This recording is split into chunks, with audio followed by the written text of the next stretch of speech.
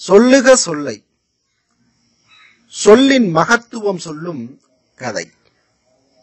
சொல்லுக சொல்லை, பிறிதோர் சொல் அச்சொல்லை வெல்லும் சொல் இன்மை அறிந்து என்கிறார் திருவள்ளுவர். ஒவ்வொரு இடத்திலும் நம் கருத்தை சொல்வதற்கான வார்த்தைகளை தேர்ந்தெடுத்து சரியான வார்த்தையாக சொல்லும்போது அதனுடைய பயன் வெகு சிறப்பாக அமைகிறது. இதை உணர்த்தும் வகையிலான கதை ஒன்றை அறிவோமா? ஒரு வங்கியில் காசாளரிடமிருந்து 100 ரூபாய் கட்டை வாங்கிய வாடிக்கையாளர் ஒருவருக்கு ஒரு தாள் குறைவது போல இருந்தது. அதனால் மீண்டும் ஒரு முறை பணம் என்னும் இயந்திரத்தில் எண்ணித் தருமாறு காசாளரிடம் கேட்டார் அவர். உடனே காசாளர் கோபமாக, என்ன, ஒரு தாள் குறைவது போல இருக்கிறதா? இப்படித்தான் ஒரு நாளைக்கு 10 பேர் சொல்கிறார்கள்.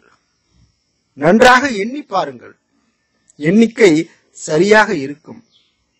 இது ரொம்ப முக்கியமான அலுவலக நேரம். மீண்டும் எண்ணி தருவதெல்லாம் இப்போது முடியாது. மற்ற வாடிக்கையாளர்கள் காத்திருக்கிறார்கள் பாருங்கள் என்றார்.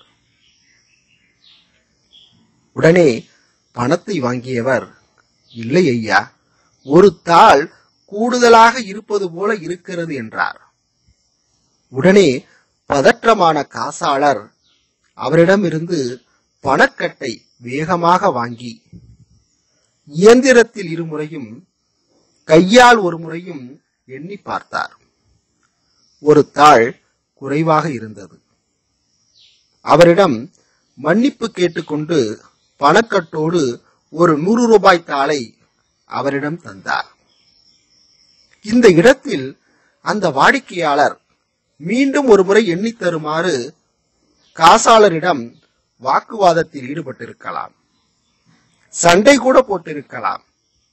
ஆனால் அவர் பயன்படுத்திய வார்த்தை இருக்கிறதே, அதாவது ஒரு தாள் கூடுதலாக இருக்கிறது என்ற வார்த்தை, அது அவருடைய வேலையை எவ்வளவு எளிதாக செய்ய வைத்து விட்டது. இப்படி சூழ்நிலைக்கு ஏற்றவாறு வார்த்தைகளை தேர்ந்தெடுத்து பயன்படுத்தும் போது ஆகாத காரியம் என்று எதுவும் இருக்கிறதா? ஆகவே தேவையான இடத்தில் சரியான வார்த்தைகளை பயன்படுத்துங்கள். ஒரு சொல்லை வெல்லும் இன்னொரு சொல் இல்லை என்பதை அறிந்து வெற்றிக்கு உதவும் வெற்றிகரமான வார்த்தைகளை பயன்படுத்துங்கள். வாழ்க்கையில் எதிலும் வெல்லுங்கள். இக்கதை உங்களுக்கு பிடித்திருக்கும் என்று நம்புகிறோம். இது போன்ற பயனுள்ள கதைகளுக்கு தொடர்ந்து இணைந்திருங்கள். நன்றி, வணக்கம்.